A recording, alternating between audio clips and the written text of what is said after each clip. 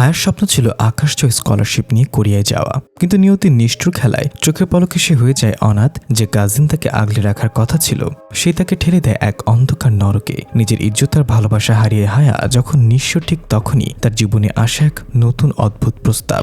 নিজের প্রিয়তমা স্ত্রীর শেষ ইচ্ছা পূরণ করতে প্রফেসর পাতি হায়াকে বিয়ের প্রস্তাব দেন, কিন্তু শর্ত একটাই, তাকে হতে হবে প্রফেসরের দ্বিতীয় স্ত্রী। একদিকে কোরিয়া যাওয়ার শেষ সুযোগ, অন্যদিকে সতীনের সংসার আর ঘৃণা ভরা এক নতুন জীবন। হ্যাঁ, কি পারবে এই বিষাক্ত অতীত পেছনে ফেলে নতুন করে বাঁচতে, নাকি দ্বিতীয় স্ত্রী হওয়ায় সিদ্ধান্ত তার জীবনে আরো বড় ঝড় নিয়ে আসবে?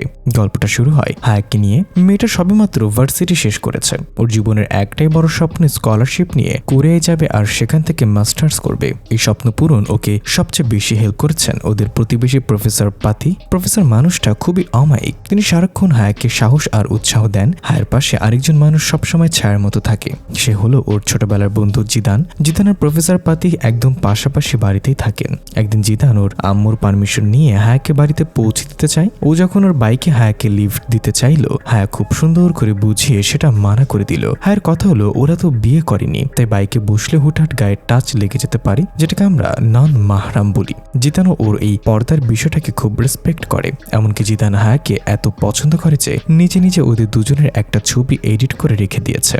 কিন্তু হায়ার এই গোছানো জীবনটা হুট করে ওলট পালট হয়ে যায়। একদিন ও দূর থেকে দেখলো ওদের বাড়ির সামনে কিছু মানুষের ভিড়। কাছে গিয়ে যা শুনলো তাতে ওর পৃথিবীটা থমকে গেল। ওর বাবা মারা গেছেন। বাবার মৃত্যুর পর হায়া একদম এতিম হয়ে যায়। ওর আর মাথা গোজার মতো কোনো জায়গা থাকে না। শেষমেশ নিরুপায় হয়ে ওকে ওর আত্মীয়ের বাসা বা খালা ফুপুর বাসায় গিয়ে উঠতে হয়। কিন্তু ওই নতুন বাসায় গিয়ে হায়ার জীবনটা জ্যান্ত জাহান্নাম হয়ে যায়। হায়ার সেই আত্মীয় মহিলা আসলে একজন যৌনকর্মী ছিলেন, আর তার ছেলে অর্থাৎ হায়ার কাজিন হায়াকে বাড়ির সব কাজ করে একদম কাজের মেয়ের মতো খাটানো শুরু করে। হায়ার কোরিয়া যাওয়ার সেই স্বপ্নটা তখন ওর কাছে অসম্ভব মনে হতে থাকে আস্তে আস্তে। একদিন রাতে হায়ার ওই আত্মীয় তাকে জোর করে খুব বাজে আর খোলামেলা একটা জামা পরতে বাধ্য করে। এরপর হায়ার কাজিন ওকে টেনে হিচড়ে একটা নাইট ক্লাবে নিয়ে যায়, যাতে ও কাস্টমারদের মন ভোলাতে পারে। হায়াটা কোনোভাবেই মেনে নিতে পারছিল না। ও জান প্রাণ দিয়ে বাধা দেয়, কিন্তু এতে ওর কাজিন রাগে হিতাহিত জ্ঞান হারিয়ে ফেলে। সে রাগের মাথায় সে হায়ার উপর পাশবিক নির্যাতন চালায় এবং হায়ার ইজ্জত কেড়ে নেয়। হায়ার কপালটা যেন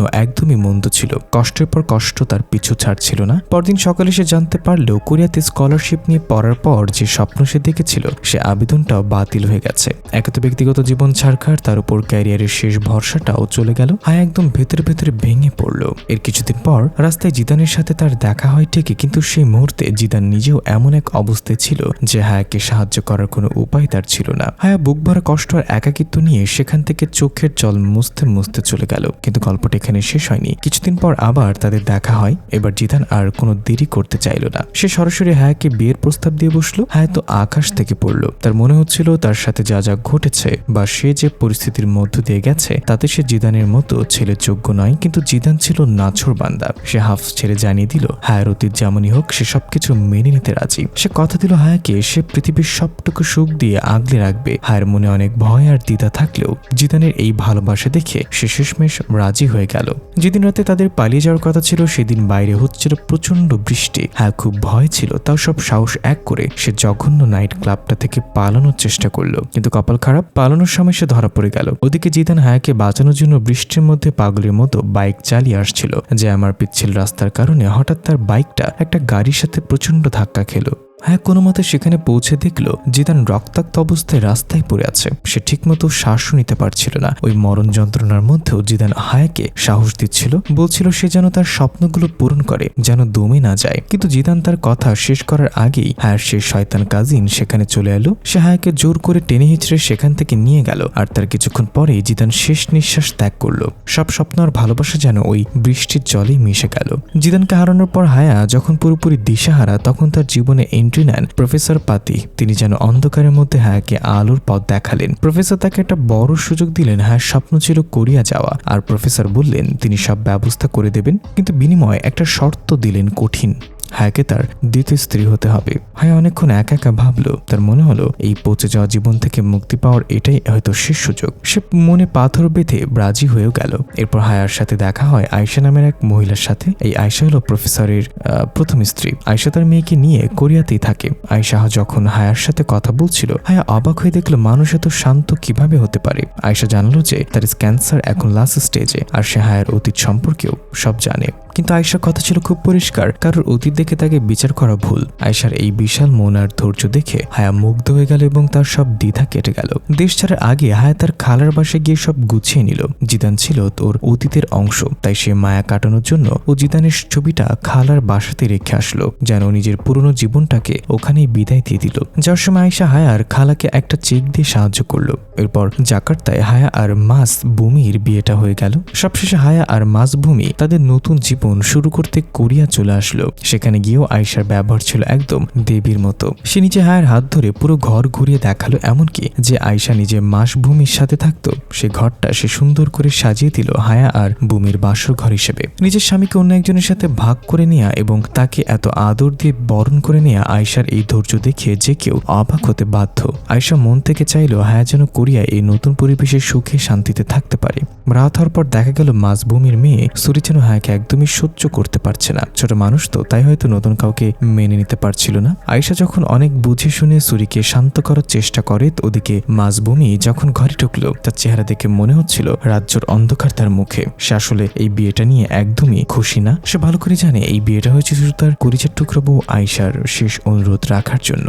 ভূমির মনে একটা জেদ কাজ করছিল। তার ধারণা হায়া শুধু কোরিয়াতে পড়াশোনা করতে লোভে এই বিয়েতে রাজি হয়েছে, তাই সে ঠিক করে নিয়েছে হায়ার সাথে সে স্বামী স্ত্রী কোনো সম্পর্কই রাখবে না, একদম পর মানুষের মতো থাকবে। পরদিন সকালে আয়েশা হায়াকে বলল, তুমি ভূমির সাথে গিয়ে শরীকে স্কুলে নামিয়ে দিয়ে আসো। হায়া ভূমির সাথে গাড়িতে গেল ঠিকই, কিন্তু স্কুলের সামনে পৌঁছানোর পর ভূমি তাকে গাড়ি থেকে নামতেই দিল না। সে হায়ার সাথে সবার সামনে দেখাও করাতে রাজি হচ্ছিল না। কোনো কথা না বাড়িয়ে হায়ার দিকে একবার না তাকিয়েই সে একটা কার্ড ধরিয়ে দিয়ে বলল একা একা ভার্সিটি চলে যেতে। হায়া বেচারি তো কোরিয়ার রাস্তাঘাট কিছুই চেনে না, কিন্তু ভূমির এমন ব্যবহারে সে আর কিছুই বলার সাহস পেল না। অজ্ঞাত নিজের পথ নিজেকেই খুঁজে নিতে হলো। হায়া যখন রাস্তা খুঁজে পাচ্ছিল না আর ঘাবড়ে যাচ্ছিল, ঠিক তখনই একটা ছেলের সাথে তার ধাক্কা লাগে। হায়ার ফোনটা হাত থেকে পড়ে যাচ্ছিল, কিন্তু ছেলেটা সেটা সামনে দেয়। ছেলেটার নাম হানুল, দেখতে বেশ ভদ্র।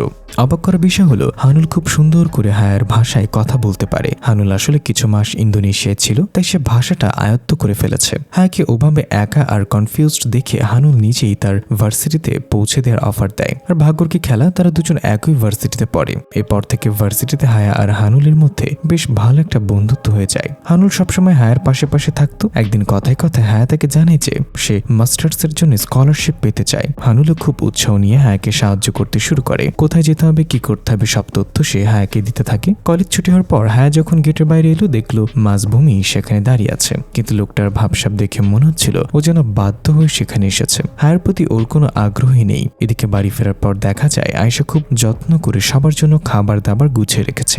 আয়েশা চেয়েছিল হায়া যেন নিজের হাতে মাসভূমিকে খাবার বেড়ে দেয়, যাতে তাদের মধ্যে সম্পর্কটা একটু সহজ হয়। কিন্তু লোকটা এতটাই কাঠখোট্টা যে হায়া খাবার দিতে না দিতেই সে থালা না ছুঁয়ে ওখান থেকে চলে গেল।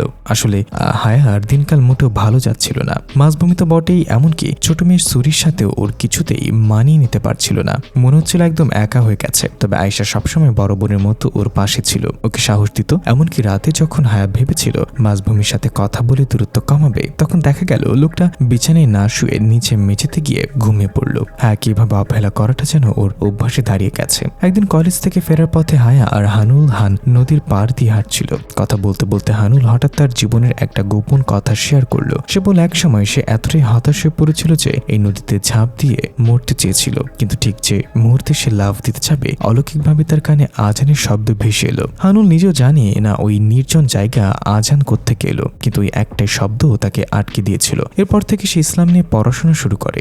এদিকে আয়েশার শরীরটা দিন দিন ভেঙে পড়েছিল। সে যখন ডাক্তারের সাথে কথা বলছিল, ছোট্ট সুরি দরজার আড়াল থেকে সব শুনে ফেলে। নিজের মাকে ওভাবে কাঁদতে দেখে বাচ্চাটা একদম দমে যায়। দূর থেকে হায়া যখন এটা দেখলো, ওর নিজেরও বুকটা ফেটে যাচ্ছিল। ও সুরিকে সামলানোর জন্য আর ওর মন ভালো করতে বাইরে ঘুরতে নিয়ে যায়। নিজের মনের মধ্যে এত কষ্ট চেপে রাখা হায়ার জন্য কঠিন হয়ে যাচ্ছিল।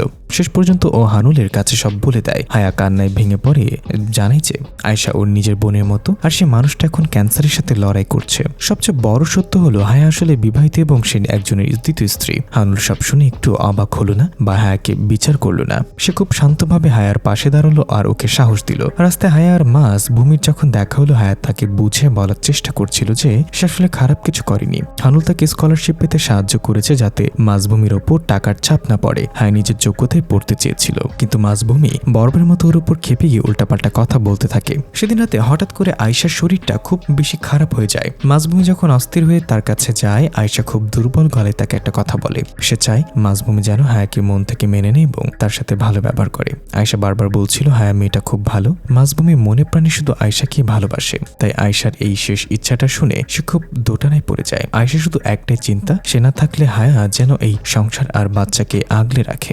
বাড়ি ফেরার পর মাঝভূমির মেজাজ আরো বিগড়ে যায়। হায়া তাকে খাবার বা অন্য কিছু দিতে গেলেই খুব রুক্ষ আর ঠান্ডা গলায় তাকে ফিরিয়ে দিচ্ছিল। এই নিয়ে দুজনের মধ্যে যখন বেশ কথা কাটাকাটি আর ঝগড়া চলছিল, তখনই হঠাৎ আয়েশার ঘর থেকে কিছু একটা পড়ার শব্দ আসে। সবাই ভয়ে আয়েশার ঘরের দিকে দৌড়ে যায়। অবস্থা বেগতিক দেখে তাকে দ্রুত হাসপাতালে নেওয়া হয়। মাঝভূমি হাসপাতালে আয়েশার পাশে পড়ে থাকে আর হায়া বাড়িতে ছোট মেয়ের সুরির দায়িত্ব নেয়। সুরি তার মায়ের জন্য খুব মন খারাপ করে বসেছিল। হায়া তাকে হাসানোর জন্য রঙিন কাগজ দিয়ে সুন্দর সুন্দর অরিগমি বানিয়ে দেখায়, মানে কাগজের খেলনা। হায়ার এই ভালোবাসা দেখে ছোট বাচ্চাটার মন গলে যায়। সে হায়ার সাথে খুব সহজ হয়ে ওঠে। পরের দিন তারা দুজন মিলে হাসপাতালে আয়েশাকে দেখতে যায়। যাওয়ার আগে হায়া সুরিকে খুব সুন্দর করে একটা হিজাব পরিয়ে দেয়। হাসপাতালে যখন আয়েশা তার ছোট্ট মেয়েকে হিজাব পরা অবস্থায় দেখে, তার মনটা খুশিতে ভরে ওঠে। সবচেয়ে অবাক করা ব্যাপার ছিল, সুরি তার মায়ের পাশে বসে খুব সুন্দর করে আরবিতে দোয়া পড়ছিল। আয়েশা বুঝতে পারে হায়া এই কদিনেই সুরিকে কত ভালো ভালো জিনিস শিখিয়েছে। হায়ার উপর আয়েশার বিশ্বাস আরো বেড়ে গেল। সে নিশ্চিত হয়ে গেল যে তার অবর্তমানে হায়া তার মেয়ে আর এই সংসার ঠিকই সামলে নিতে পারবে। হাসপাতালে বেডে আয়েশা তখন একদম দুর্বল।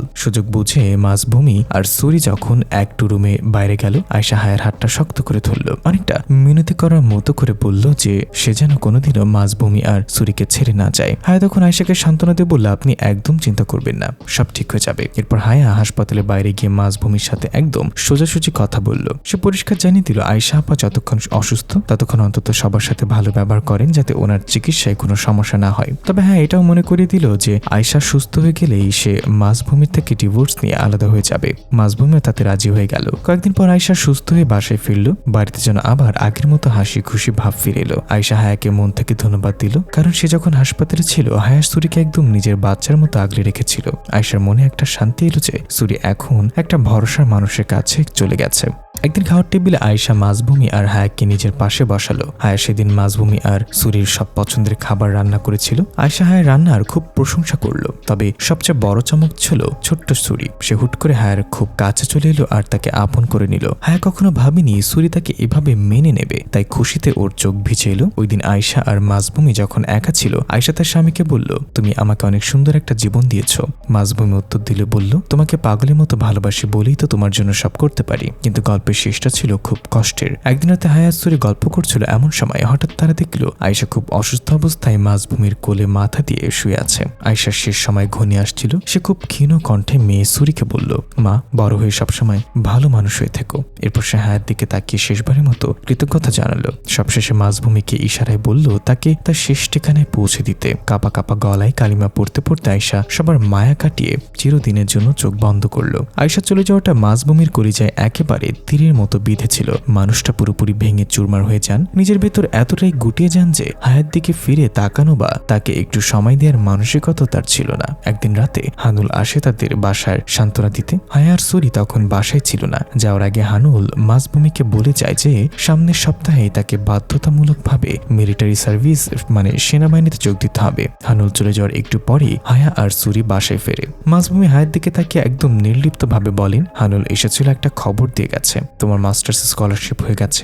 এরপর তিনি হায়াকে সে পুরনো চুক্তির কথা মনে করিয়ে দিলেন। হায়া বলেছিল তার স্বপ্ন পূরণ হয়ে গেলেই সে মাঝভূমিকে তালাক দিয়ে চলে যাবে। সে রাতে হায়া নিজের ফোনটা টেবিলের উপর রেখে বাইরে চলে যায়। কিছুক্ষণ পর সুরি তার বাবার কাছে এসে কান্নাকাটি শুরু করে যে হায়াপুকে কোথাও পাওয়া যাচ্ছে না। মাঝভূমির মনে তখন খটকা লাগে। তিনি হায়ার ফোন থেকেই হানুলকে কল দেয়। হানুলের কাছে জানতে পারেন হায়া জীবনের উপর মায়া ছেড়ে দিয়ে হান নদীর দিকে গেছে নিজের জীবন শেষ করে দিতে। মাঝভূমি এক মুহূর্ত দেরি না করে পাগলের মতো ছুটে যান সেখানে। ভাগ্য ভালো ছিল যে একদম ঠিক সময় তিনি হায়াকে ধরে ফেলেন। হায়া ডুকরে কাঁদতে কাঁদতে তার কাছে ক্ষমা চায়। সে অন্ধকার আকাশের নিচে মাঝভূমি কথা দেন তিনি এবার সত্যি হায়ার জন্য একজন আদর্শ স্বামী হয়ে ওঠার চেষ্টা করবেন। সূর্য দৌড়ে এসে দুজনকে জড়িয়ে ধরে, যেন একটা ভাঙা সংসার আবার জোড়া লাগলো। ধীরে ধীরে দিন বদলাতে থাকে। তাদের সংসারে আবার আগের মতো হাসি তামাশা ফিরে আসে। মাঝভূমি এখন আর হায়াকে থেকে দূরে দূরে থাকে না, বরং হায়ার প্রতি ছোটখাটো বিষয়ে খেয়াল রাখেন। একদিন মাঝভূমি হায়াকে সমুদ্রের পাড়ে নিয়ে যান। সেখানে তিনি খুব সুন্দর একটা কথা বলেন। তিনি বলেন আয়েশা আর হায়ার সাথে তার দেখা হওয়াটা আসলে আল্লাহর লীলে খেলা, লিখে রাখা বা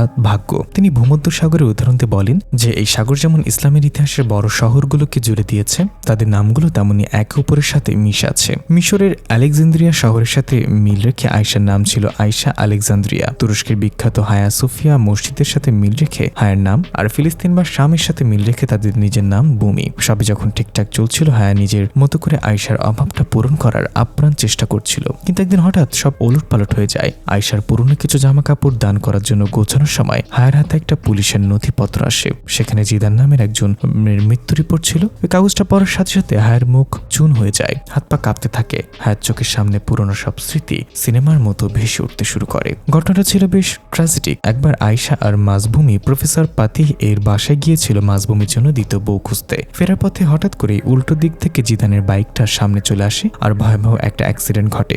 ওই সময় আয়েশা জিদানকে ধরাধরি করে অ্যাম্বুলেন্সে তুলে দেন। মৃত্যু ঠিক আগ মুহূর্তে একদম শেষ নিঃশ্বাস ছাড়ার আগে জিদান আয়েশার কানে কানে একটা নাম বলেছিল, হায়া সোফিয়া। জিদান অনুরোধ করেছিল আয়েশা যেন এই নামটা এবং এই মেয়েটাকে খেয়াল রাখেন।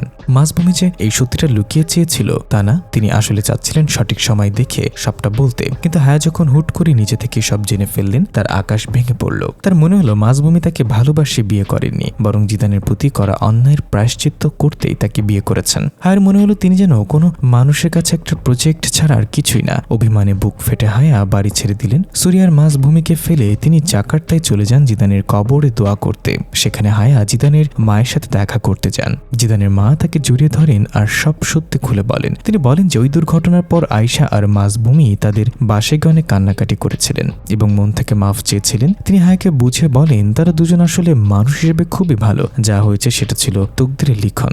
এদিকে হায়া চলে যাওয়ায় ছোট্ট সুরি আবার একা হয়ে যায়। সে না খাওয়া দাওয়া সব ছেড়ে দেয়। হায়া নিজেও জাকার্তায় একা একা খুব কষ্টে ছিলেন। পরদিন হায়া যখন সমুদ্রের পাড় দিয়ে আনমনে হাঁটছিলেন, হঠাৎ দেখলেন একটা কাগজের অরিগামি ভেসে আসছে। পেছনে তাকিয়ে দেখেন মাজভূমি দাঁড়িয়ে আছেন। মাজভূমি খুব শান্তভাবে হায়াকে তার মনের কথাগুলো বললেন। তিনি বললেন, যদি আমার হাতে সুযোগ থাকতো তবে আমি তোমার সাথে কোনো দুর্ঘটনার মাধ্যমে দেখা করতাম না। আমি চাইতাম একদম সঠিক সময় সুন্দরভাবে তোমার সাথে আমার দেখা হোক। তিনি আরো বলেন যে তিনি আর সুরি সবসময় হায়ার ফেরার অপেক্ষায় থাকবেন। তারা দুজন মিলে ঠিক করেন ভবিষ্যতে যদি তাদের কোনো মেয়ে হয় তবে তার নাম রাখবেন বিলকিস। সিনেমার শেষ দিকে দেখা যায় হায়া তার পড়াশোনা শেষ করে মাস্টার্সে গোল্ড মেডেল বা সাকসেসফুলি গ্র্যাজুয়েশন শেষ করেছে। সব ঝামেলা আর ভুল বোঝাবুঝি কাটিয়ে তাদের জীবনে আবার নতুন করে সুখের দিন শুরু হয়। প্রিভিউয়ার্স, কেমন লাগলো আমাদের আজকের এই মুভিটি অবশ্যই আমাদেরকে কমেন্ট করে জানাবেন। দেখা হবে পরবর্তী কোনো মুভি এক্সপ্লেনেশনে। সেই সাথে সবাই ভালো থাকবেন, সুস্থ থাকবেন। আল্লাহ হাফেজ।